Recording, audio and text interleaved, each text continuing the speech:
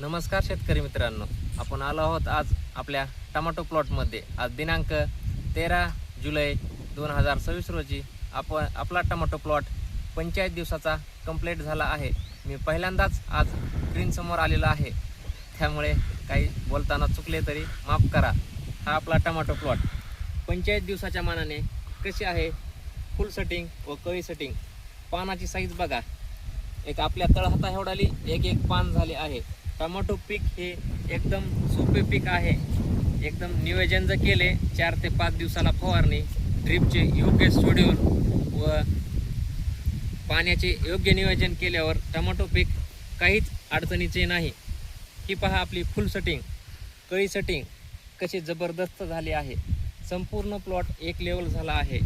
आपला पहिल्या सुरूला थोडा मागं पुढं झाला होता, पण आता एक लेवल प्लॉट झाले आहे. ती पहा आपले फळे, ही व्हरायटी आहे आर्यमान. आज 4 ते 5 दिवस झाले चांगले सूर्यप्रकाश आहे, त्यामुळे आज आपण टोमॅटो प्लॉटला फवारणीचे नियोजन केले आहे.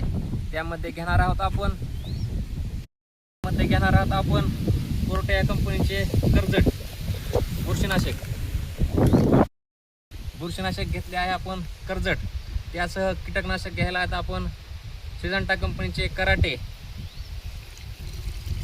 250 मिली व कोरटे या कंपनीचे क्रॉप मॅक्स टॉनिक. फुल सेटिंग व कळी सेटिंगसाठी जबरदस्त टॉनिक आहे. आज आपण तिन्हीचे कॉम्बिनेशन घेत आहोत, कर्जत, कराटे व क्रॉप मॅक्स.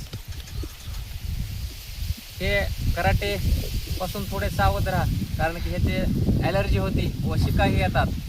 हे आज आपण तिन्हीचे कॉम्बिनेशन केलेले आहे.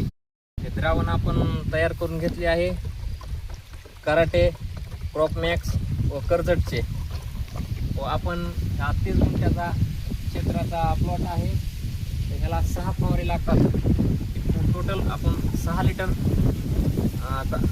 पाण्यामध्ये तयार करून घेतलं आहे व प्रत्येक STBला आपण 1 लिटर पाणी टाकणार आहोत. शेतकरी मित्रांनो, तुम्ही कोणत्याही कंपनीचा घ्या, आपला कोणत्याही कंपनीचा प्रचार नाही. जी कंपनी तुम्हाला रिझल्ट देते व ज्या कंपनीचे स्वस्त औषधं भेटतात त्याच कंपनीचे प्रोडक्ट वापरा, आणि जेवढं होईल तेवढं ब्रँडेड कंपनीचे प्रोडक्ट वापरा. कारण ह्याच्यामध्ये ब्रँडेडमध्ये नाही दुकानदाराला इन्कम नसतं, नाही डीलरला इन्कम राहतं. त्याच्यामुळे ब्रँडेड कंपनीचे प्रोडक्ट वापरा, त्याचे रिझल्टही खास येतात व हाय क्वालिटीचे प्रोडक्ट असतात. हे आपला संपूर्ण टोमॅटो प्लॉट.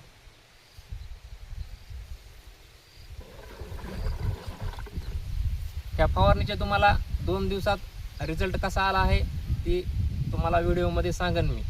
ही आपली प्रिव्हेंटिव्ह फवारणी आहे. फवारणी घ्या रोग येण्याच्या अगोदर, कारण की रोग आल्यावर फवारणी घेऊन काहीही उपयोग नाही.